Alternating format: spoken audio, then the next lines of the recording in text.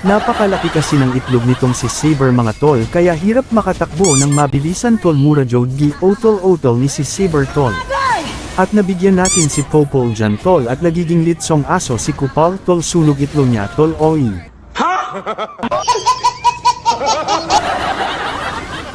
Dito mga tol sinubukan lang namin mag-invade sa kanilang red buff mga tol pero nagpapakamatay na naman yung Saber nila tol.